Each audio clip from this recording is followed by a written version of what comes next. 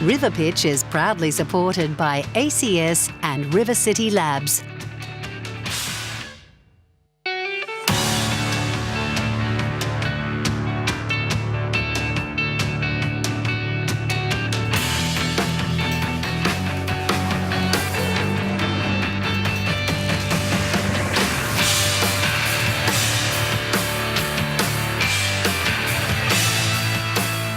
Hello and welcome to RiverPitch. Tonight is the second elimination round.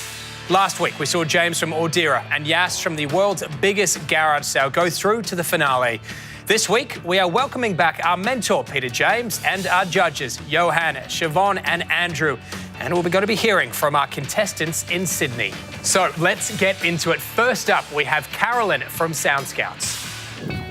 My passion for my project definitely comes from the understanding that if a child has an issue that is not detected and they're not even aware that they have that issue, the impact on their self-esteem can be, just catastrophic in many ways. And even when the loss is picked up, if it takes 3 years to pick it up, the damage to their self-esteem takes a lot longer to fix, in effect. When I set out developing Sound Scouts, my main objective was to make it free for all Australian children. And on November 16th, 2018, the government announced that they were going to support Sound Scouts and make it free, and that was undoubtedly the proudest moment in the journey so far. Adam's a young man I met delivering firewood. He was thrown out of school at 15. He was disobedient and disruptive. And it was all because he couldn't hear. And Adam's not alone. Globally, each year, around 285 million children experience hearing issues that impact their quality of life. Because when their loss goes unnoticed, they miss out on learning, on social cues, and they miss out on fun. Yet despite this, hearing checks remain expensive, difficult, and boring. But that's set to change with the introduction of Sound Scouts, an algorithm-based hearing check integrated into a mobile game, delivered via an app. Children play the game with a set of headphones on a device, and each interaction collects a valuable piece of hearing data. When it's finished, the data is sent to the cloud, processed, and a report is instantly returned to the supervising adult. Sound Scouts has been developed in collaboration with Australia's National Acoustic Laboratories, global leaders in hearing science. Our users are parents and teachers. They pay up to $15 per test, which is about 10 times cheaper than a traditional test. We've tested over 7,000 children, and we represent considerable savings to government in the early identification of issues. So much so that the Australian government recently committed $4 million to allowing the test to be free for over 500,000 Australian school children. Sound Scouts is globally scalable, and it can also be used by adults. We offer award-winning technology, but most importantly, we're changing children's lives. And in our eyes, that makes us winners. Fantastic. Carolyn, you're taking hearing checks out to the masses. Let's see what our judges have to say. Carolyn, just interested to know how you scale from here. So Australian government's committed $4 million for 500,000 school kid checks. Where to next? We're heading to the US next to release in the US market. So we've done our development work for the US product, and we're looking to release there in the imminent future. And outside the government funding, what's your sales channel? So it's via the App Store and Google Play. So we sell directly to parents and to schools. And we'll also be looking at other models in the US, potentially lead generation into the hearing aid markets. Carolyn, great presentation. I'm just interested to learn, when babies are born, they're given a hearing test. How much of that sort of helps your testing down the track, or how much changes with hearing after they're born? So the newborn test is absolutely fantastic. It picks up children with moderate to severe hearing loss, but it doesn't always pick up the children with mild loss or unilateral or one-sided hearing loss. It also doesn't pick up children with conductive hearing loss or middle ear, glue ear issues, because they tend to come on over the first 5 years of a child's life. So parents often think the newborn test is a one-off lifetime test of good hearing, but it's not. Okay, thank you. Caroline, well done. Very excited to hear the government investing $4 million on your new startup. Could you take us through as to how well it's progressing? We've seen a 10 times increase in our usage since the test became freely available, and we've got great interest from health groups, from schools, and we're seeing a lot more used by parents at home. So it is a game changer for us. Brilliant. And you mentioned the US expansion plans. Apart from US, what does the pipeline look for you? Yeah, look, we've also developed the product in Spanish. So we're looking at going into the Mexican market, and also we're quite a long way down the track with the UK model as well. So they're sort of on the map at the moment. We're very interested in China. China only had audiology introduced in the late 1990s, so there's a real shortfall around the availability of hearing services. So we know that Sound Scouts will fill a big gap in that market.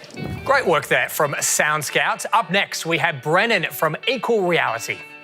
It's really tough, it's really rewarding, but I think at the end of the day, it's got to be just about the mission. It's got to be about changing the world in the way that you want to see the world better. Like there's so much of what we're doing that's exciting.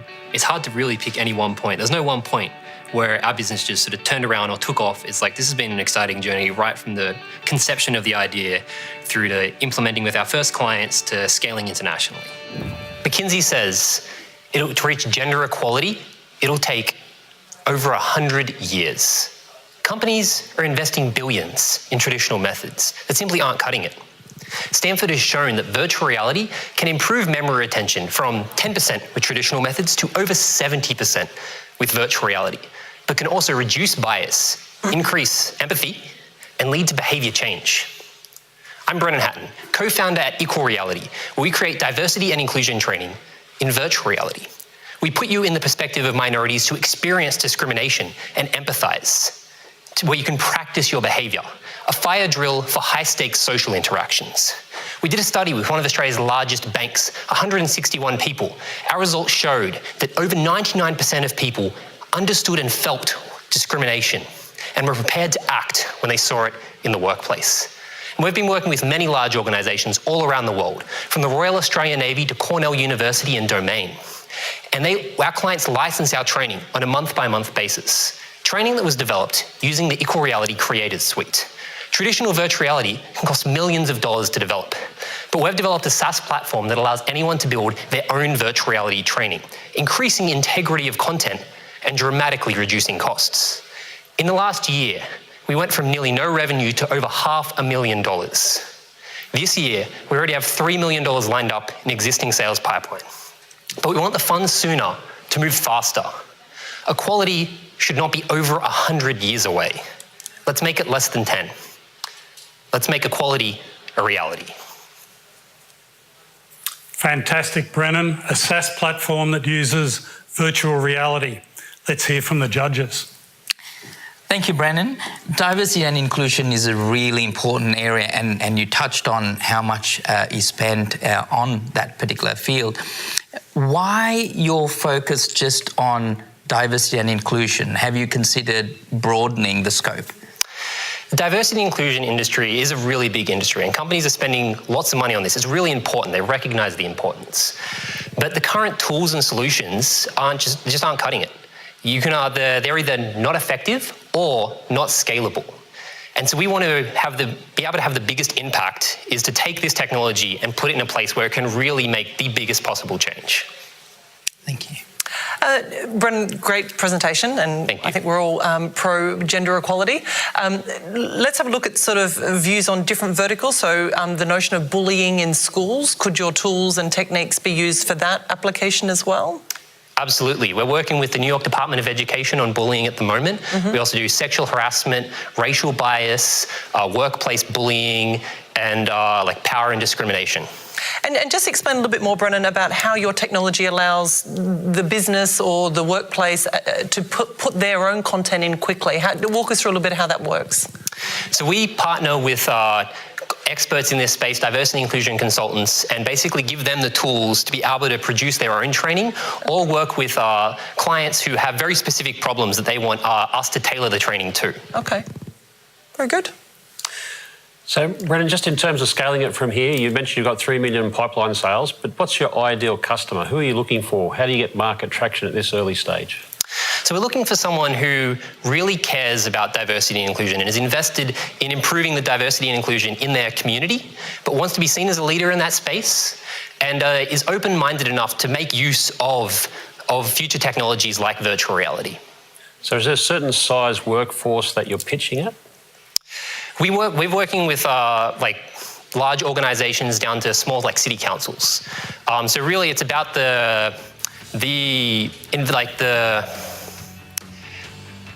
Really, it's about how invested they are in supporting their community and improving their community.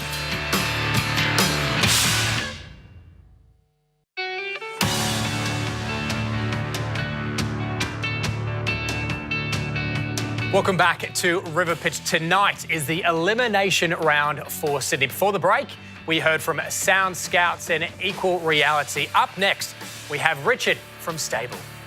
My vision for the way people work in the next 5 to 10 years will incorporate what I call the optimized life. I'd like to see a world where we can minimize the amount that we have to scurry around cities, getting from point A to point B to point C and D. For instance, your school, your kids' classes in school and daycare, work, gym, all of the places that you have to go in the modern urban life and metropolitan life. I want to see that minimized to the point of us getting back a lot of the time that we're wasting sitting in traffic. The origin story of this company is from my sister.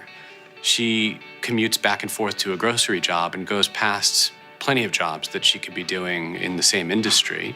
And the reasons behind that and the psychology behind that have always been something very interesting to me.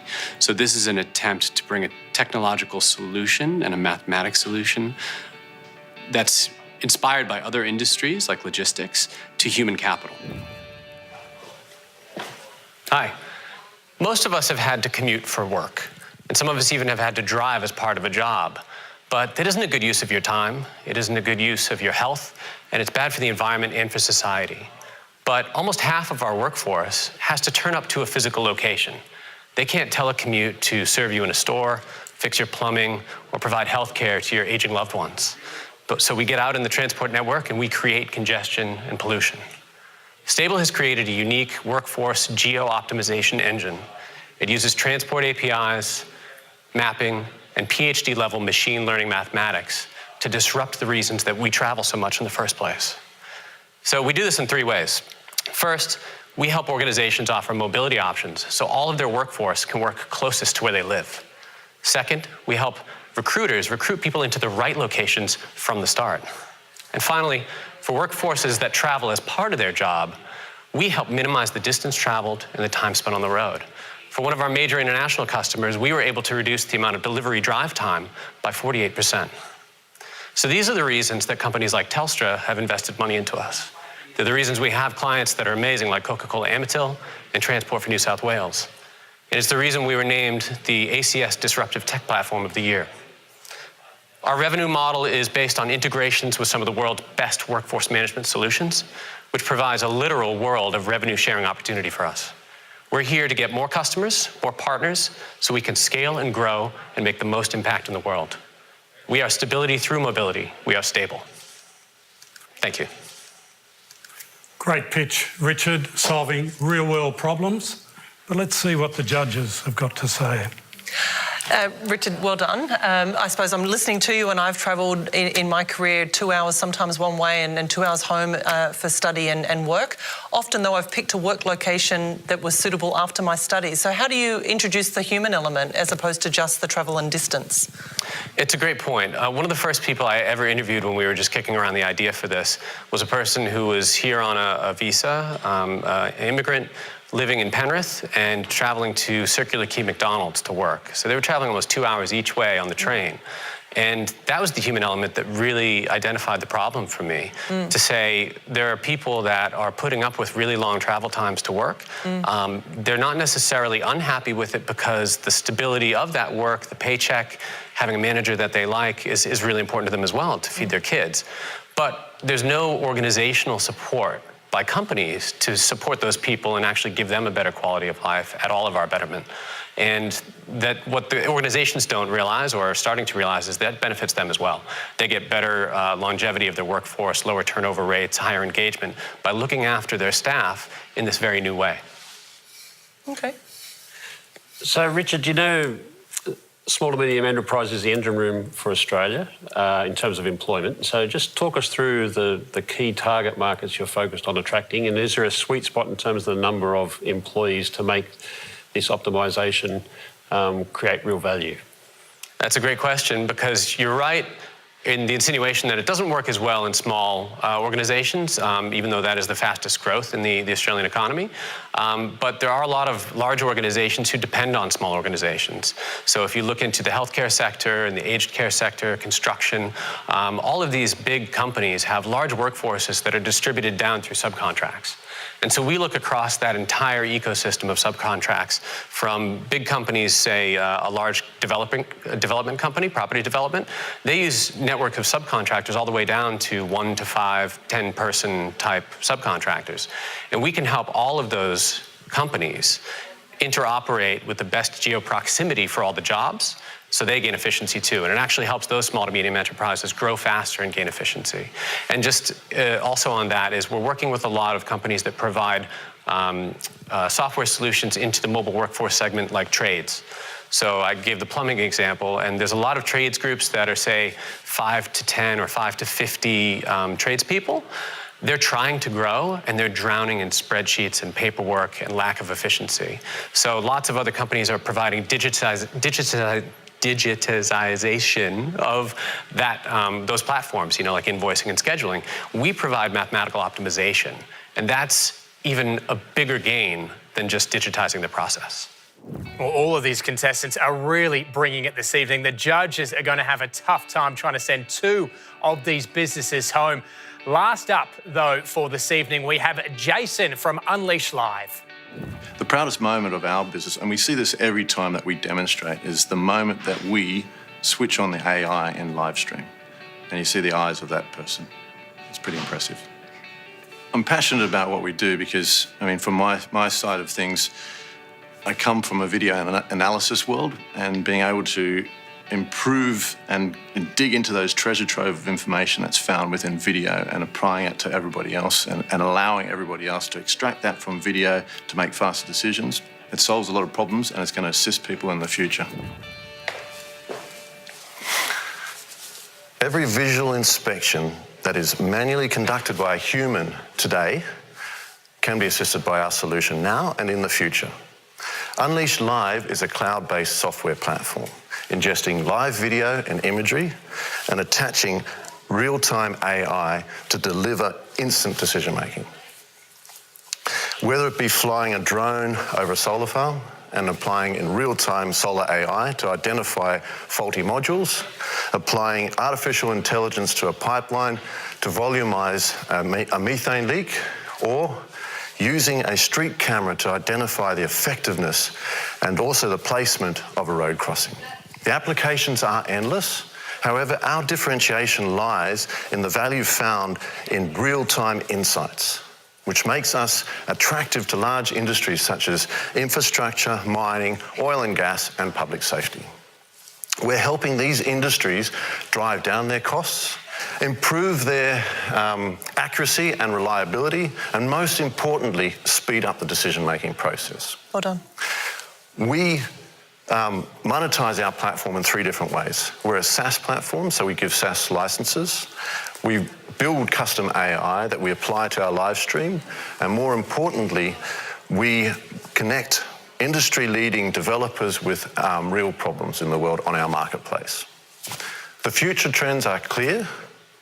With the rollout of 5G network connectivity, intelligent robots, automated flights, and amazing compute power, Unleash Live will scale as these trends unfold.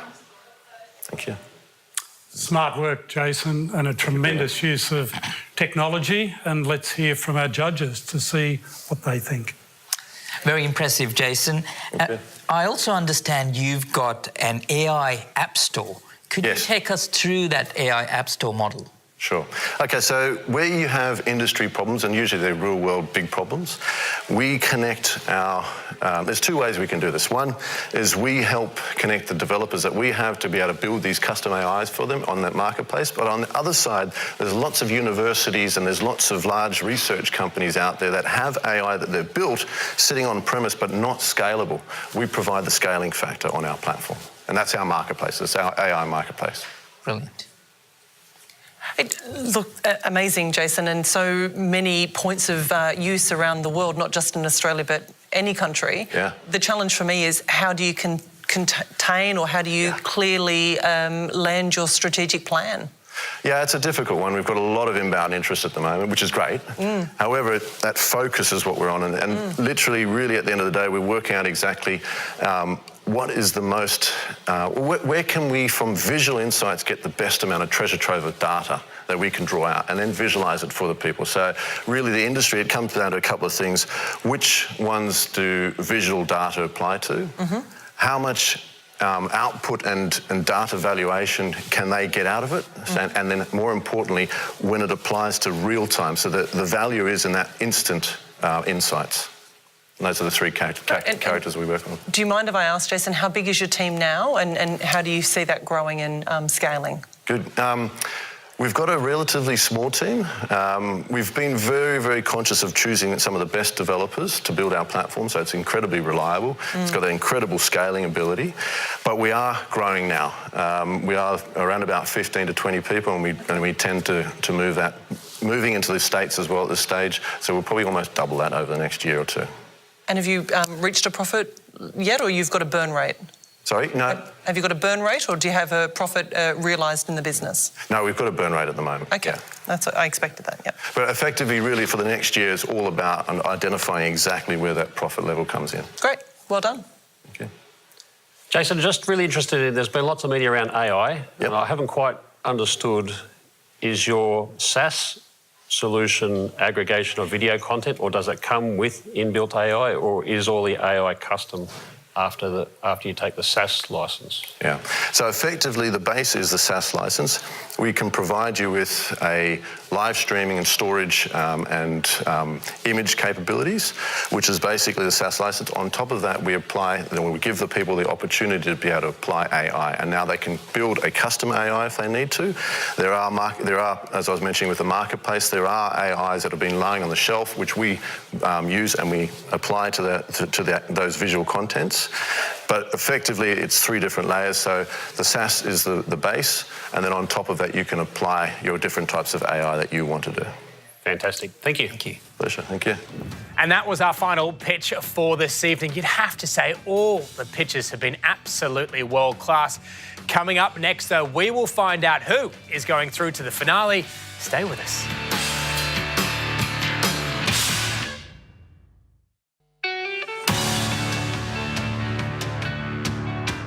Welcome back. Well, we've heard from all of our contestants this evening, and now it is time for the judges to weigh up their decision. What insights can you give us into your team? What I loved about it is we see the best of Australian technology. And when I chose those 4 out of the 8, I went for businesses, companies that had really smart technology at the core. And if you look at all of them, every one of those businesses stands right out as being a leader in Aussie tech. And that's what excited me. Thank you. In such a variety of fields. I mean, all different areas. So from my perspective, there's definitely one big standout. Really impressed with Unleash Live, I've got to say. Great utility, global expansion. Their biggest challenge will be what they don't work on, saying no to business, in my opinion. Stable, look, great model where it's trying to optimise transport and human resources so we can reduce waste and the environment. And I know that they've already been given accolades in previous events. And Sound Scout, social good. They've got the app and the government endorsement, as we heard, which is amazing. And then Equal Reality.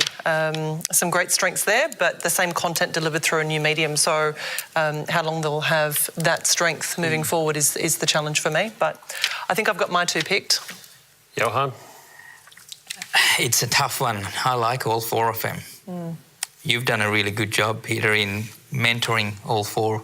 And Equal Reality, I like them because they're addressing a real need.